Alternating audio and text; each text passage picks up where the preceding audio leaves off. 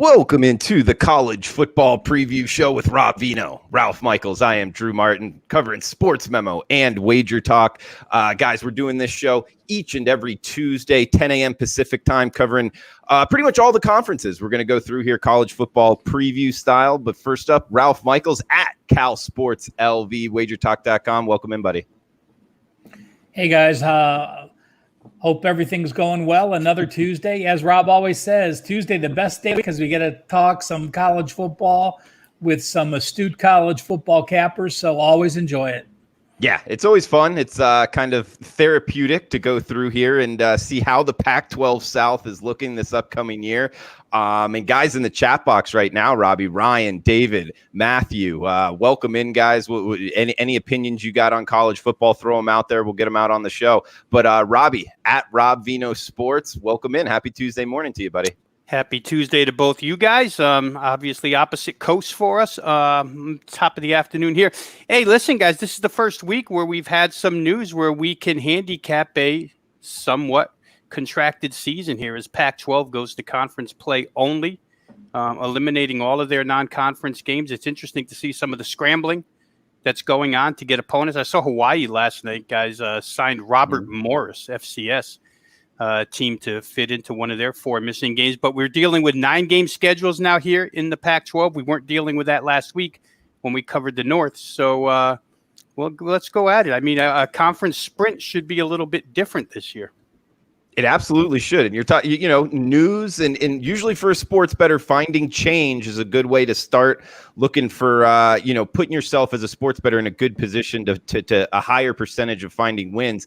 Ralph, I mean, before we get into the teams, and guys, we'll be going Utah down to Arizona in the Pac-12 South in order of finish of last year's standings. But Ralph, before we break it down team by team, is there anything by the Pac-12 just going to conference schedules that you think we might be able to get an advantage as a sports bettor? Well, USC is a team that I have circled, obviously, as a lot of people do. They benefit so much by dropping off Bama and Notre Dame off the schedule. They don't benefit from a fan standpoint, but from potential, if there is a playoffs, to be able to run the table.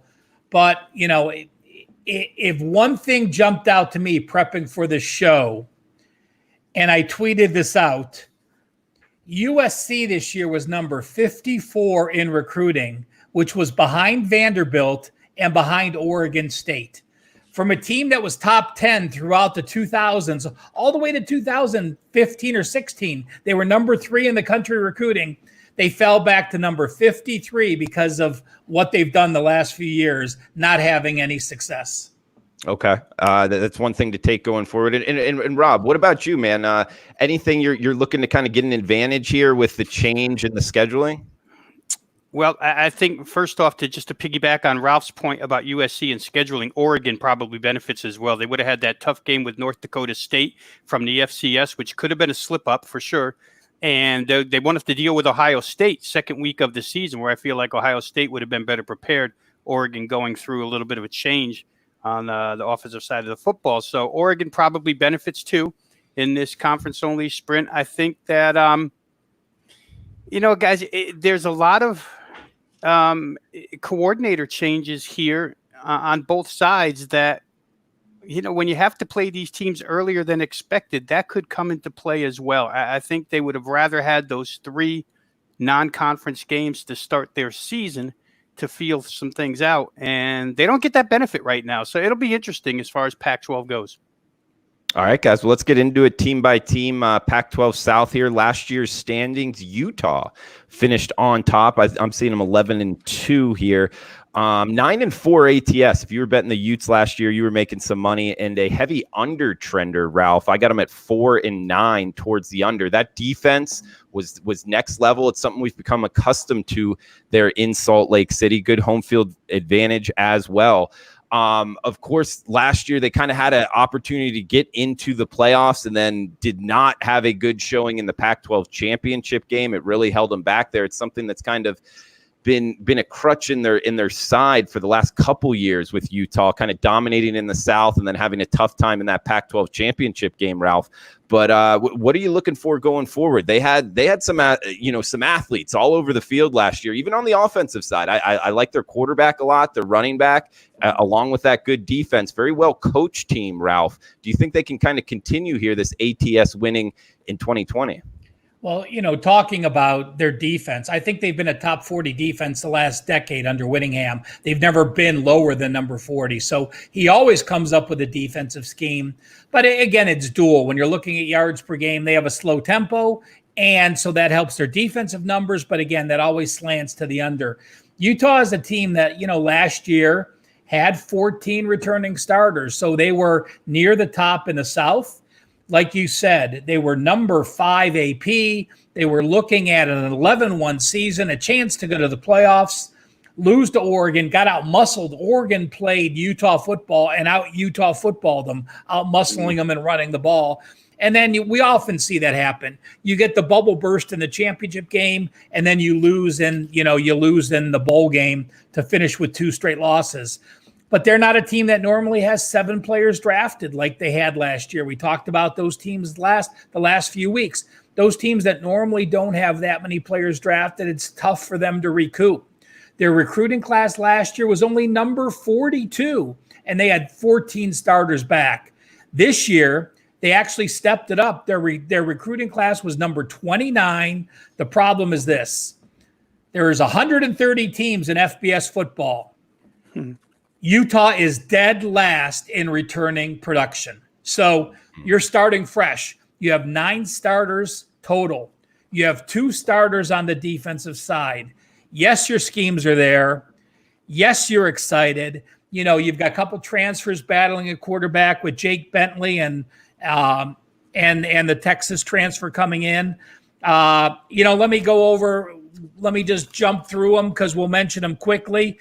Utah had 3 spring practices. The other teams in the South, Arizona State 7, Arizona 4, UCLA 3, Utah 3, USC 1, Colorado none. So their quarterback's got a few games of practice under their belt, but we don't see. Utah's, to me, even with only 9 returning starters, coming off the season they had where they were plus 182 yards per game in conference play, that was number 4 in the country. I think they're going to take a step down to USC because you have one team returning only 9 starters, the other team returning 17 with a quarterback. But again, that's a pretty strong statement to say a team only has 9 returning starters, 2 on the defensive side, and I still like them for second in the conference. I want to make one comment. We talked about conference only, and the top 3 teams in the conference, Utah, USC, and Arizona State, all had 5 road games. The other teams had 4. I think the Pac-12 probably does what the Big Ten does and said, we're going to play 10 conference games. So who that hurts very well could be Utah, because Utah wasn't scheduled to play Stanford or Oregon. If they're going to add one of those opponents to their schedule and it's Oregon, it makes them even tougher of a schedule. So I think we're going to see a 10-game schedule like the Big Ten. Utah had 5 road games, but again, without Stanford and Oregon on the schedule, they're ones that's going to be hurt by adding an extra conference game. That's interesting, Rob. And is that how they're going to go about it for sure? Do you know, or are they still deciding? I don't know, but the Big Ten's going to do it. The Ivy played 10 games, and, I really think you're going to end up playing a 10-game schedule. I think they're going to copy the Big Ten and just add another conference game to their schedule that they currently have. And would you see the Pac-12 just kind of putting names in a hat and picking it out, or do you how do you see them going? Well, you're going to play who you have, and remember, you have with the 9 conference games the Pac-12 is playing. There's only 2 teams that you don't play. Utah was not going to play Oregon and Stanford. Now, a team like Colorado was not going to play the worst 2 teams, Oregon State and Cal. It's actually a benefit for them to play another conference game because they're playing one of the worst 2. But Utah, again, if Utah gets Oregon stuck in their conference, I think they could even drop down one more notch in the standings because they don't face Oregon and they get to host USC. Good stuff, Ralph. And Robbie, I'll throw it over to you for Utah. I mean, just to add on to what Ralph was saying, losing Huntley, losing Moss, he talked about it in the production level. They're going to need to replace a lot of good athletes here, Robbie. Yeah, and to Ralph's point on scheduling, real quick, if they go to 10 games, it does even things off because USC from the north already has to play the 3 toughest teams, Oregon, Washington, and California. So if Oregon is added to the Utah schedule, that certainly evens things off between those 2 teams. And it would probably be the best way to make the entire thing equal because you're going to find just about, everybody's going to play everybody except for one team. So it would probably be the best way to level it off. Utah, guys, Ralph hit on a lot of stuff. I'll just accentuate some of the things here. We'll start. You talked about Tyler Huntley, a guy that I think was a spark plug for this team. Obviously, a very, very productive guy. Went in there. Utah scored 30-plus points 10 times last year. Not like a Utah offense to be that scoring productive-wise. And this year, Jake Bentley or Cameron Rising, from what I read, it looks like there's a slight edge toward Jake Bentley. Jake Bentley comes from South Carolina, where his final 2 years, they played sort of an air raid system. Will Muschamp gave in to the offensive coordinator down there and allowed a faster tempo. So I think Bentley's probably more diverse with whatever offensive scheme. I mean, Utah's going to be what Utah is. Andy Ludwig came in last year, took over the offense, first season, went well, like I say, 10 games, 30-plus. So I think Bentley, just because he's been in different schemes at South Carolina, it probably has a slight edge here with this team. Zach Moss, big loss at running back, and maybe even bigger than the quarterback. But the fact is that Utah returns 4 offensive linemen, which is always a good sign. If you can have 4 offensive linemen and the skill position players that they have, especially guys, remember now that Britton Covey was a star wide receiver for Utah 2 years ago. After 4 games last year, he was so banged up, he took a redshirt year and now comes back to add depth to that starting wide receiver cast. So I think they're going to be okay on that side of the football. The biggest question mark I had listed when I went over this team was the secondary. You got to replace the top 5 slots inside that secondary this season. And when your main rival inside the division is USC that runs an air raid that has absolutely the best wide receiving core in this conference, arguably the best quarterback in Keaton Slovis in this conference, it's going to be tough for Utah, in my estimation, unless they get a heck of a pass rush on Slovis to be able to stop that one team in particular trying to fill in 5 new spots in the secondary. So for me, that's a big drawback for them trying to win the Pac-12 South title. I think USC has them where that's concerned. And I would even say that it hurts them, guys, when they play Arizona State and Jaden Daniels. We'll see how quickly the defense can come around. Obviously, Whittingham, as Ralph mentioned, has been a great defensive coordinator for years. I don't put it past him to build a solid defense, but I don't think it's going to be the defense of the last 2 seasons, and especially versus the pass. So we'll see. I mean, Utah's one of the 3 best in this division, and certainly if the defense comes around, they could end up first, but I don't see that happening. What's the season win total for them, Drew? Do you have that? I'll look it up, but Ralph, you had a point here? Yeah, again, you have to put returning starters in perspective, and it's so important to layer them. Robbie talked about missing their top 3 defenders in the secondary. Not only are they missing their top 3 defenders, Burgess, Blackman, and Johnson, those 3 all got drafted in the NFL. So you're talking about missing 3 NFL players in the background. You can replace returning starters, but your defense cannot play to the level of last year when you're missing 3 NFL players in the secondary. In Robbie, I wanted to ask you a question, and also if you got anything there to say with what Ralph said, but how good do you project their defensive line? Because if they're losing 5 of their secondary, we all know a good way to kind of cover up a weak secondary is with a really good defensive line. Sure, it's a hand-in-glove fit, Drew. When you have both, you're a tremendous defense, but one can cover for the other if it's a good enough line of defense. Right.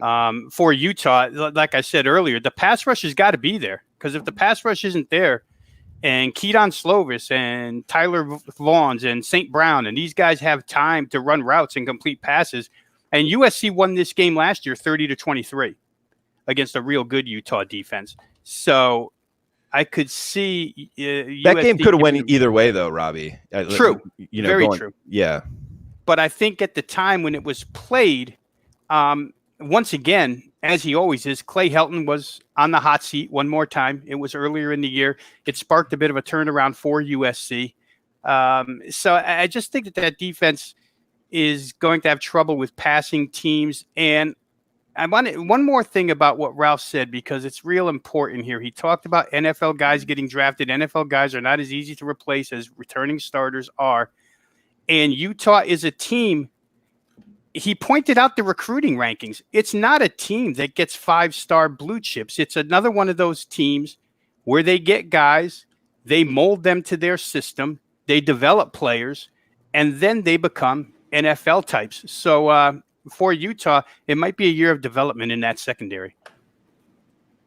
Good stuff, guys. I'm looking up the Pac-12 win totals right now, Robbie. Interestingly enough, not on Westgate, not on Circus Sports. Well, they're all off because of the conference schedules. They don't know who they're going to play, so they had to take them all down. Oh, okay. That explains it there. Yeah. I couldn't find it on a reset of sorts. Yeah.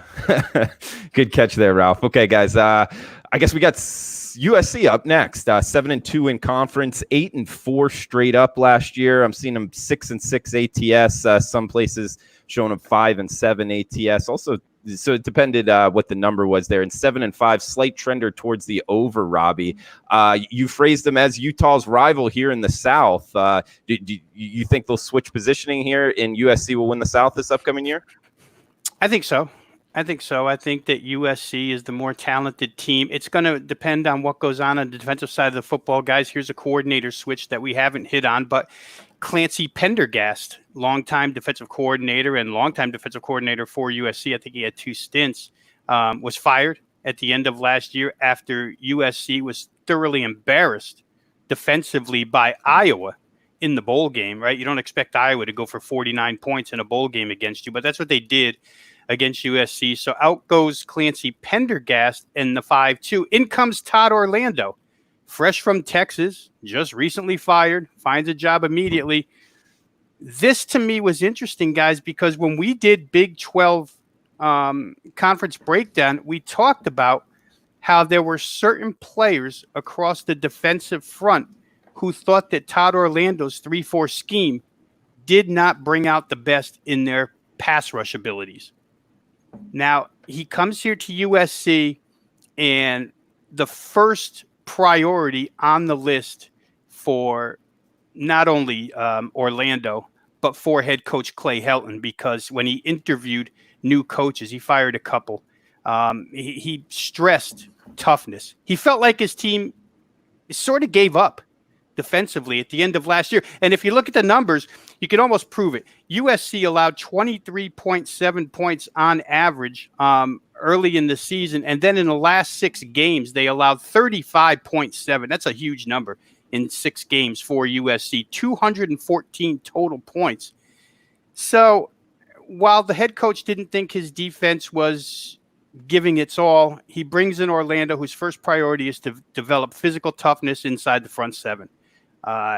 If they had practices, guys, a full complement of 15 practices, Orlando said they would have practiced in pads every single day to develop toughness in the spring. That's how far they're going, because they think that they recruit the kids that are good enough, but they just don't think that the effort was there.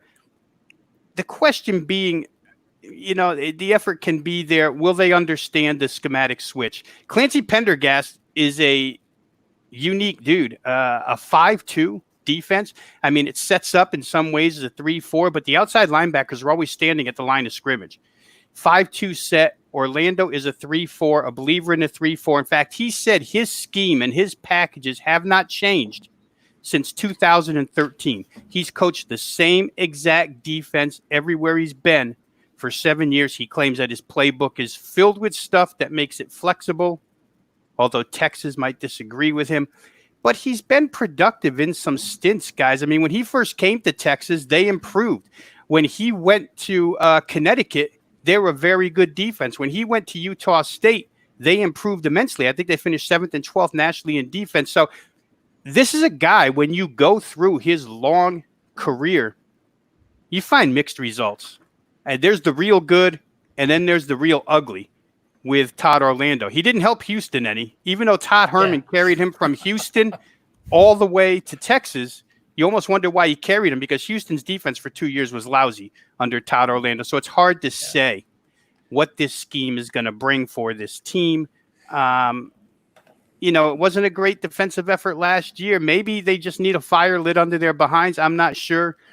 Zoom meetings, according to Orlando, have gone real well with knowledge of the playbook, because you can put film study right on Zoom where the kids can see the plays. He's trying to ease the terminology conversion. But Texas says it was a little bit complicated. So, if there's going to be a problem with USC, it's not going to be on the offensive side. This team's good enough to go 40-plus a game. It would be on the defensive side if they don't get it. The difference between learning it in the playbook and executing it on the field, I always say it's a huge gap, guys. I mean, you can know a lot of stuff, but when it comes time to doing it and you can't do it, that's a problem. They didn't have enough practices, in my estimation, to get it right on field. So, I mean, it's an immensely talented team. Ralph will probably go over the recruiting rankings. Rob, I got a question. Go right ahead, buddy. Okay. Reading coaches' quotes all summer long, every year, every defensive coordinator wants to be more aggressive. Right. You said the Zoom meetings have gone well. Have you read a freaking coach saying the Zoom meetings have not gone well? Every coach says the Zoom meetings have gone well. You never will, Ralph. I'm saying. So you can just throw that sentence out, because there's not a coach in the world who's going to say, oh, crap, I wish our Zoom meetings went better. Our players weren't attentive and I didn't know what to say. So, that's one of those things that I think you can't, I think you just throw out, because every coach is that's coach speak. That's why in our business, we have to be able to read between the lines with all this stuff, guys. Yeah. There are a handful of coaches that are brutally honest and will tell you the truth. We're a long ways from where we need to be. Sometimes you'll see that quote. There's some coaches that will use that. Wasn't used here by Orlando. Although, if you read a lot of the articles on USC in the spring, he wasn't 100% in the pool, in the deep end with these guys.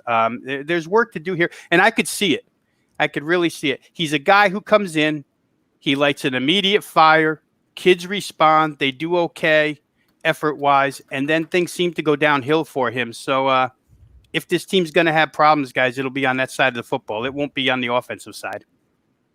Good stuff, Robbie. And just to add on to there, our old colleague, Andrew Lang, he used to always say, instead of searching for that kind of stuff, like coach speak stuff, search for the exact opposite, like handicapping totals. Everybody's like, oh, we're going up pace. We're going to throw it vertical. Look for the coaches that say the exact opposite and bet that way, just because every coach says the same thing.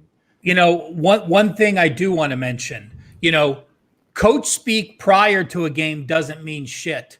But when you have a coach that especially talks about the opposition after a game, that is a note worth writing down and highlighting, because that is a legitimate assessment of that player or unit, post game. And that's something that I really take to heart when I'm reading those type of notes. Yeah, it makes a lot of sense, Ralph. And did you want to touch on anything here? Again, USC, as I said, number 55 recruiting, you got out recruited by Oregon State. I think that's reason right there to fire your coach. You look at the seasons USC has had. This is not USC football. I mean, USC used to be to the caliber. Really, you could probably say it was Alabama, Ohio State, and USC. Clemson's now come up in the last decade. Clemson's there, but USC used to be a top 5 program. I would probably say, if I had to take the top 6 programs, prior to the last 3 years, it would have been Ohio State, Alabama, Clemson, Florida State was always there, and then USC and Notre Dame. So for them to fall back this far in recruiting really is just an embarrassment. But they were number 19 last year. They were in the top 20 the year before. So the talent they have with these 17 returning starters, I look at Utah, who finished 8-2 in the conference. USC finished 7-2. Utah was plus 182 yards per game, USC plus 67. That gives a big edge to Utah. But then when you look at this year, 9 returning starters for Utah with no quarterback, USC 17 returning starters with a quarterback. That's certainly enough for me. We're talking number 5 in experience for USC versus number 130. Is that enough for them to get the edge? I certainly believe so. And you have to remember that the quarterback issues last year, you're talking about a team that Matt Sears got injured at the beginning of the year. He was in the battle for the number 1 or 2. So JT Daniels starts the opener, gets hurt. Keaton Slovis comes in. Who's Keaton Slovis? Who knows? He starts against Stanford and BYU and Utah game. He throws 2 passes against Utah. He gets injured. Matt Fink comes in, leads him to the win. Matt Fink starts the next week against Washington. Then Keaton Slovis returns and starts the rest of the game. So when you're starting 3 quarterbacks and you're all the way down to your number 4 quarterback because of the injury to Sears last year, it's saying something that, part of the reason this team struggled was because of going through all those quarterbacks. Now, Graham Harrell gets a lot of credit in my book for going through that many different quarterbacks and still having an offense as productive as it was. I mean, late in the year, 547 yards against Arizona State, 462 against Cal, 643 against UCLA. Defense, another story. But again, with 17 returning starters, the system and the talent they have, they do have to go to Oregon and they do have to go to Utah. So that is potentially the Oregon game I have as a loss. The Utah game, I think they can win the game. So I have them as only 1 loss in the Pac-12, but with USC, there's always one of those games that they seem to throw the clunker in. Talent-wise, they're just behind Oregon in the Pac-12. Coaching-wise, they haven't proven to me that they have the edge to actually be a challenger in the Pac-12, but really they are. They do have the talent. They can do it. Oregon, remember, Oregon is a team that only has 12 returning starters. So talent-wise, USC has the most talent on paper, but the past results for the past few years has me actually picking Oregon to win the Pac-12 because of that. In Ralph, just a follow-up question here, and Chad asked a question in the chat box. Is the Pac-12 ever going to compete in the playoffs again? It's been depressing lately. Guessing he's a Pac-12 fan. And to touch on what you were talking about with USC, what's kind of wrong with their recruiting? Is it just the coach? Is there fundamentally something wrong there? And how does that work into the Pac-12 actually getting into the playoffs, in your opinion? Well, we've seen, pre-Clay Helton, remember, you had those fun and gun days when you had all the players' dads on the sidelines and all the celebrities, and going to USC practices was like a big joke. Well, they lost so much of perhaps what Robbie said, their toughness. That's why Orlando wants them to practice in pads. They're just not that tough of a team. They really are. I mean, it's a persona to say, oh, we're LA sunglasses, we're cool. But, cool doesn't cut it on the football field. Tough cuts it on the football field. If you had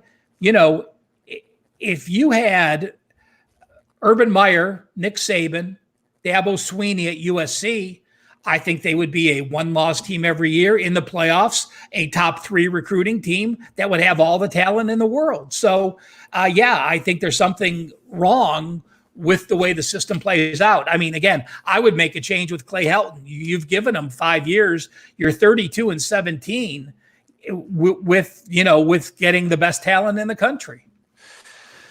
Good stuff there, Ruff. We got UCLA up next here, guys, and talking about, coach speak and everything kind of being rosy. This is one where maybe it's not the case. We've seen the players ask for a third party to make sure they're being protected, right? They don't really trust the coaching staff. I don't really know what to believe, but those are the headlines. I mean, we're seeing 4-8 last year, ugly year for UCLA. I got them 4-8 ATS as well, and 6-6 over under here, Robbie. What are you thinking for the Bruins this upcoming year?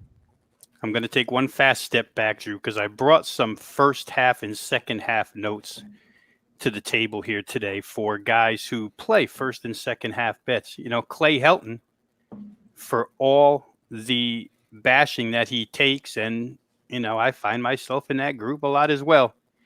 This team last year in Pac-12 play, second half, we always talk about coaches who make adjustments. Against Pac-12 opponents last year, USC was 7-2 against the spread. Is that a tribute to Clay Helton? I'm not sure. Could be just random that they went 7-2 against the spread last year, but something to think about. They certainly did perform pretty well in the second half last year, and you hit on stuff with Lang. I can remember doing a lot of previews with Lang, and where totals are concerned, USC 6-0 over the total down the stretch. All offense, very little defense. I could almost see the same thing repeating itself here this year where totals are concerned. UCLA, let's step in here. Quarterback. Oh, Ralph, go ahead. I was just going to say part of that, Robbie, is you're talking about in-game second half lines, right? Yeah. Well, okay. Versus not necessarily. Right. You're not betting the second half prior to the game. You're betting the halftime line during the game. And I think part of that reason is they just underachieved the first half. Only led Fresno State 17-10, tied at BYU, led Utah by 4, down by 10 to Washington, down by 14 to Notre Dame, down by 3 to Colorado, down by 11 to Oregon. So part of the reason your second half line is advantageous is because you played so crappy the first half. Absolutely. And and you walk that fine line, right, guys? Because, did he go in the locker room and make adjustments that were advantageous to his team? They couldn't play in the first half, but they performed in the second half. The line being shaded because of their poor play certainly helps. It's, again, as handicappers, it's why we don't blanket statement anything, because every single situation just presents question upon question, argument versus counter argument. We'll see what Helton does, because you know what? If they don't perform out of the gate, it's probably adios for him. He's trying everything.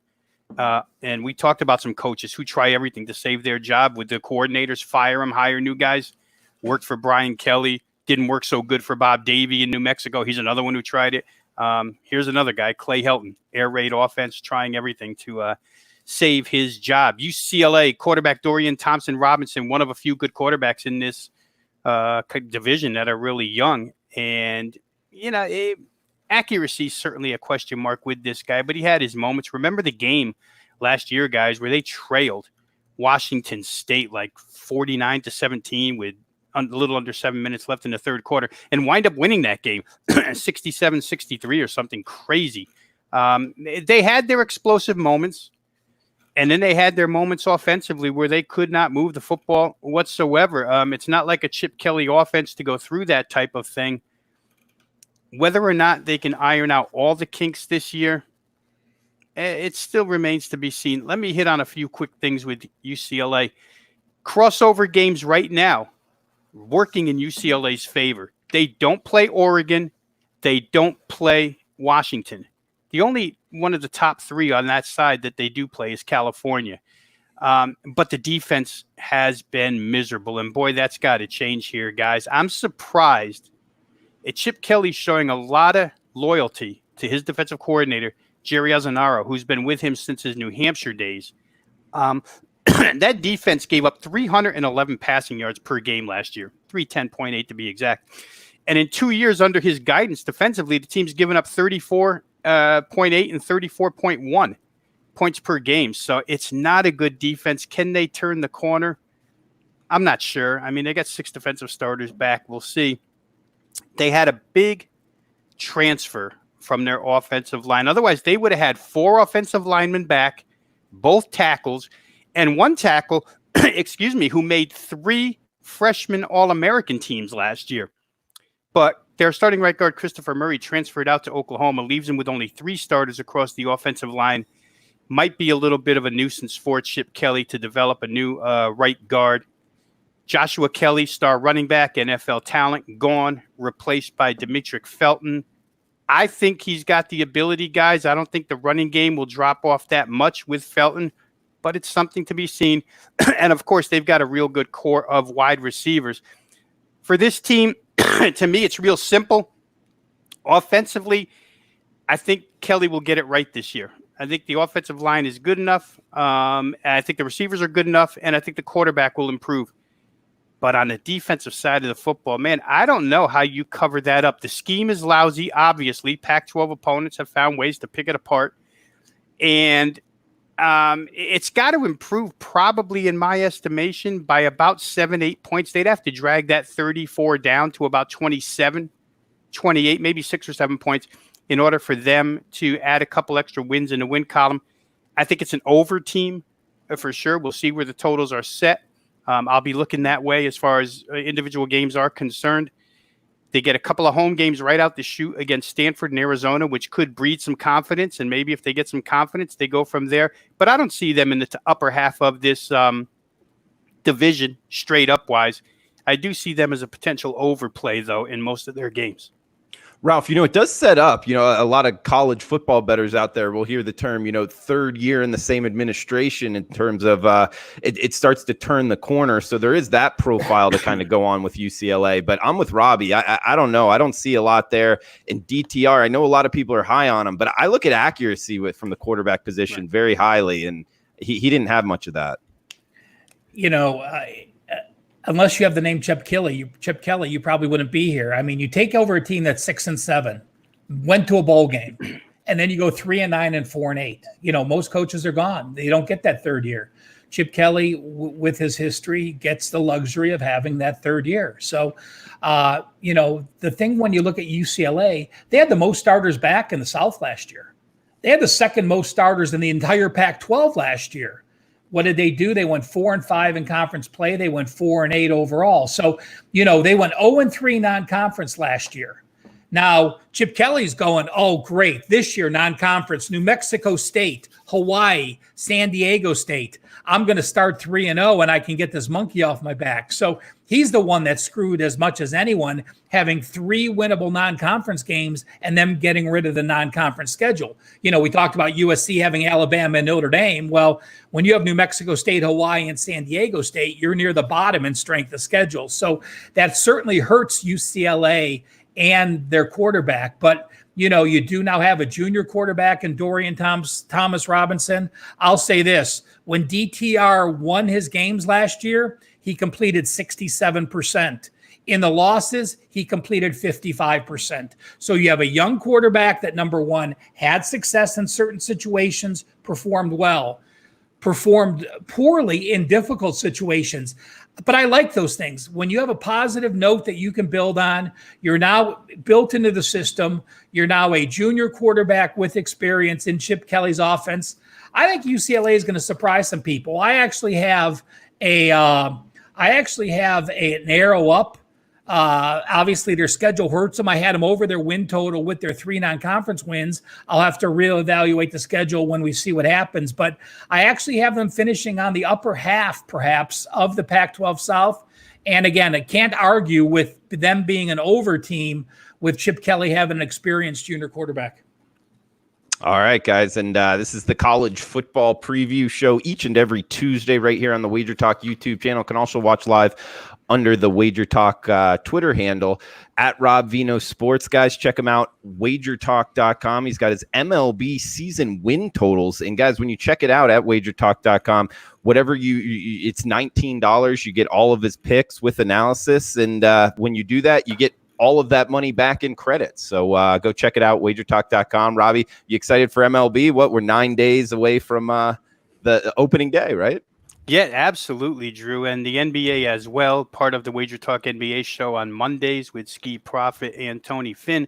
So looking forward to both of those coming back. I mean, obviously, there's only so much KBO baseball you can watch and, attempt personally to play. We need something a little bit better than 19 different soccer leagues and, KBO to get rolling here. So I'm in with Major League Baseball, put in a lot of work the last couple of weeks on that. It was a continuation of what I had done in the spring in preparation for that. So, totally excited. The season total wins report is up. And inside that package, guys, there is a 5% play. The what I think is the top total play for season wins out there. So you can get it at WagerTalk.com for sure. All right, good stuff, guys. We got 3 teams left, and we're going to have to put it in overdrive here time-wise. Next up, Arizona State. Got them 4-5 in conference last year, 7-5 straight up, just 5-7 ATS and 6-6 over under. Ralph, we got Herm Edwards, one of my favorite coaches in the country, the Sun Devils, kind of a sleeper here in the South. What are you thinking? Well, let's look what happened last year. Last year, they were number 28 recruiting. So he's done a great job recruiting. They had 14 returning starters. They ended up going 4-5 in Pac-12 play, minus 27 yards per game, going 8-5. So the 8-5 was a bit misleading. They were 8-5 against the number 49 schedule, a very weak schedule, and they were minus 21 yards per game. The reason? The turnovers, plus 14 turnovers. Michigan State game they won, they were minus 188 yards. The Florida State game they won in the bowl, minus 188 yards. The Arizona game they won, minus 45 yards, but they were plus 8 turnovers in those games. So a misleading 8-5 for the entire season when you're looking at them. This year, number 24 recruiting, 12 returning starters, only 4 on the offensive end, 8 on the defensive end. Scheme changes upcoming with OC-DC change. I'll let Rob talk about those. But, you have one of the best quarterbacks in the conference with Jaden Daniels. He learns to win the close games. I consider him a well-coached team. And I think they are going to battle UCLA for that number 3 spot in the conference behind USC and Utah. Okay. And Robbie, quickly, anything on the Sun Devils? Yeah, I'll say that I'll strongly project Arizona State to be in the upper half, the third place team, better than UCLA. And I think the quarterback play that Ralph just mentioned has a lot to do with it. I really like Jaden Daniels over DTR. But the coordinator switches, guys. I won't waste a lot of time on him. We'll go real quick. Zach Hill is a quarterback, one of those young quarterback gurus, and Daniels can only benefit from having Zach Hill help him develop and progress as a QB. I think that's an excellent hire. He was the Boise State offensive coordinator for the last 3 years. So if you're thinking offense with ASU, think of what Boise State is and how diverse they are, how multiple they are. That's what you're going to see out of this team. Herm Edwards has given over, and he's really good, been really good at this, Drew. He's been really good at delegating authority to those who coach positions. The other side of the football I want to talk about just a shade longer, because the two defensive coordinators, the co-defensive coordinators here, Antonio Pierce, ex-New York Giants linebacker, who not only on the field as a rising young defensive coordinator, but on the recruiting trail, Antonio Pierce making his mark felt, which should help Arizona State down the road here. He's been with this team for a couple of years. He's now promoted up to co-DC with Marvin Lewis, ex-Cincinnati Bengals head coach. So Herm and Marvin Lewis are good friends from way back. But the big thing here, guys, is Arizona State was in a 3-3-5 defense last year. We know how unique it is. We know how difficult it is to learn. And these two NFL guys are bringing NFL concepts, NFL philosophies, a traditional 4-3 NFL defense with, it's typical Herm Edwards, right? Herm Edwards played this type of football. He wants to be tough, traditional, and it's not seen much across the nation. A traditional 4-3 is not something that you see with the NFL concepts and principles that these guys are bringing to the table here. So I think it will certainly confuse some teams inside this conference. I like the defensive hires. They've got, if there's one thing that they have, all three of those guys, Edwards, Pierce, and Lewis, it's the ability to motivate.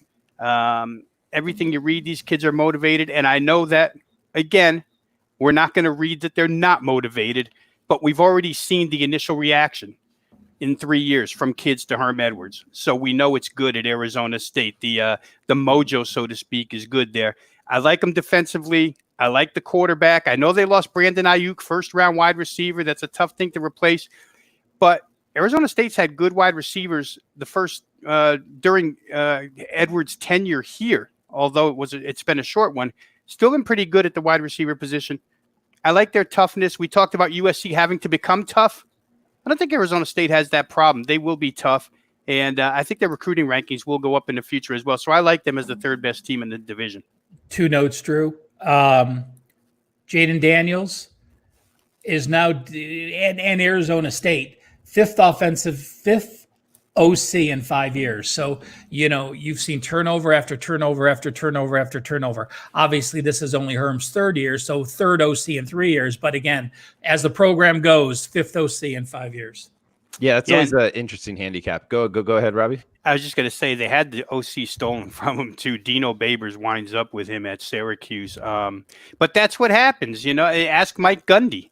When you find these guys, bring them in for offensive coordinators, you have success. Other teams jump on them and take them away from you. So I think it's a signal that Herm's had some success. I like it. And Drew, I know you do like the idea when the coach allows the OC to call the plays and be the guy running the show, and when he allows the DC. I'm sure he's got input across the board, but he certainly is that CEO type. He's done a good job there. Yeah, that's a handicapping angle I look for. And Robbie, one thing with Herm Edwards, I remember me and you talking about this when this hire was made. National news was like grading it out as C or D or F higher, and we were talking about it, man. I mean, just because he's 65-ish, however old he is, 18, 19-year-olds, they relate to the same as a 65-year-old as they do a 45-year-old. I'm not surprised at all to see him have success in Arizona State, Robbie.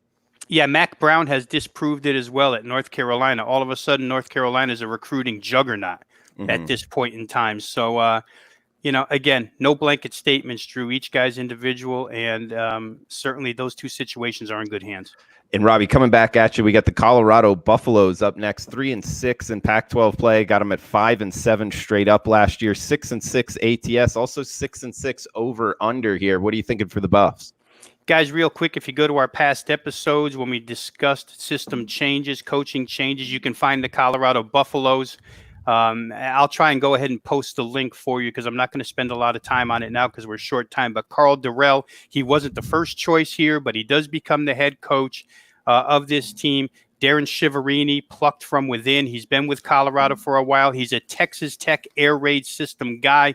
He had a chance to call plays a couple of years ago, a very brief chance. I like him in that situation. I also like the fact that Carl Durrell held on to Tyson Summers as the defensive coordinator. They had a year in his system last year. This will be his second season.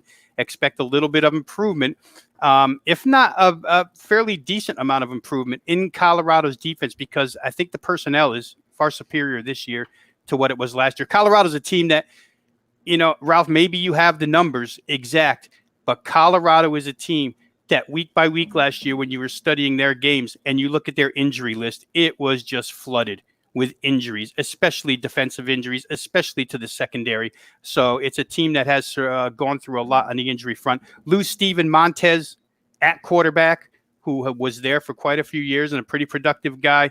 Blake Stenstrom. Interesting note here, guys. Blake Stenstrom's going to step in, 6'4", 220-pound pocket passer. This kid was the backup in high school to Dylan McCaffrey, who's now at Michigan. And in reading some things, there are people that covered that high school, I think it's called Valero High School in Colorado, that believe that Stenstrom at times was the better quarterback of the two. So not all that mobile, deceptively mobile, can get out of harm's way. So we'll see what he brings in his first year to the Colorado Buffaloes. But I think offensively with Shiverini calling plays, it kind of keeps things in-house. It's not going to be a change of playbooks. And Summers on the defensive side, again, not a change of playbook. So Colorado's okay with the lack of practice time on field back in the spring. Schedule-wise, it's tough, right? It's tough. If they can be as good as UCLA, which I think they can, that puts them at fourth place, but that would require a real good play out of Stenstrom at quarterback. You lose Laviska Shenault. A couple of top wide receivers are gone from this team. They have a little bit of a rebuild there. I just like what the coach did as far as keeping things familiar on offense and defense here. So I don't expect any drop-off for Colorado. Not that they were good to begin with, but I think they'll outperform last year's results. I'm not as high, Robbie. I think we have a side bet going to be going on with Colorado and UCLA because we're quite a bit different. 14 returning starters is fine. Your production's way down because you lost your biggest production guys. You brought in a coach after February 1st after the recruiting because you lost your coach to Michigan State. You had no practices. You only have 6 on the offensive side. You got a young quarterback. You play the toughest schedule because the 2 teams you don't play, Oregon State and Cal, you have the toughest schedule in the conference. And when you look at your conference play, you were minus 54 yards per play in conference. Talking about the players, Robbie, the healthiest team in the Pac-12 last year was Washington State. They only started 33 players. Colorado started 40. California was actually the most injured team. They had 44 players that made starts. So Colorado's certainly a banged-up unit. The last team we're going to talk about, Arizona, 43. I actually have Colorado last in the division, so Robbie and I disagree a little bit on the Buffaloes. All right, Ralph. Well, let's bear down on the Arizona Wildcats. 2-7 in Pac-12 last year, 4-8 straight up. I got them 4-8 ATS as well, and 6-6 over under. Ralph, what are you thinking for Arizona? You talked about 2 years ago. Remember when you were in Arizona and Arizona State, and Arizona got Sumlin and Arizona State got Herm Edwards, and Arizona thought they were just going to be the superior team in the conference for a decade. Someone coming off A&M and Johnny Football and, beating Alabama. So clearly these 2 Arizona programs have gone different directions since hiring their new coach. Arizona, again, 2-7, you were minus 76 yards per game. You were clearly the worst team statistically in the conference. And that last year was with 15 returning starters and a number 55 recruiting class. You fell back. You're the worst recruiting class in the Pac-12 this year, number 62. You do have 15 returning starters. You are going with a new quarterback. I just see them as a middle of the road. They may get a win or two, and to me, be ahead of Colorado. But again, to me, they're the 5th or the 6th place team in the Pac-12 South. All right, Ralph. And guys, remember Robbie Veno's package, his MLB season win totals. It's only 9 days away from the season. Check it out, WagerTalk.com. And whatever you spend here, $19 to get the package. You get all of his MLB season win totals with analysis, and you get that money back in credit. So check it out, WagerTalk.com. Robbie Veno, we'll leave it off with you, man. We got 3 minutes until we got to cut it off. So what are you thinking here for Arizona? All right, buddy. Here, I think it's the worst defensive team in the division. They had to hire Paul Rhodes. They thought they had it made when they hired Marcel Yates from Boise State. Comes in with that 4-2-5 defense.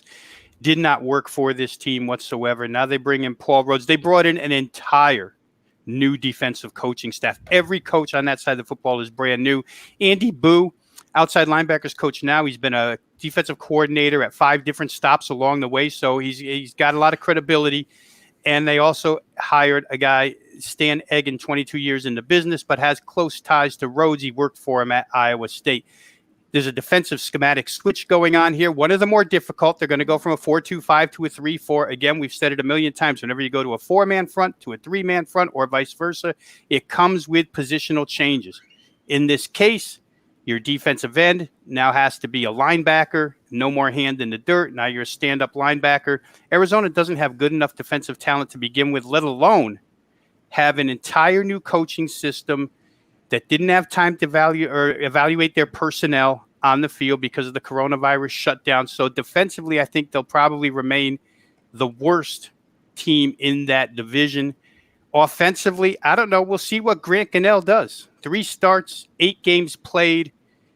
I don't know that Grant Gunnell is any better than Stenstrom at Colorado, and I think Colorado's better defensively, so I would place them ahead of Arizona. I think UCLA is far more progressed offensively than Arizona is, so I would place them ahead of Arizona.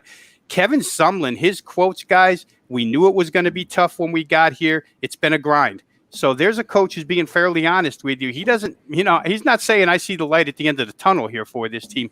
I'm not sure that I do either from a futures board perspective or from an individual game perspective. I don't think I like Arizona. The only thing I might like about them is potential overplays.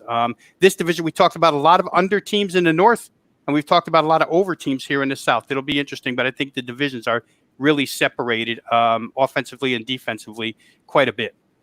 All right, Ralph, anything in conclusion before we shut this down? No, I think it's a legit show. I'm gonna go USC first, and we'll talk next show if Robbie and I have a side bet on UCLA and Colorado.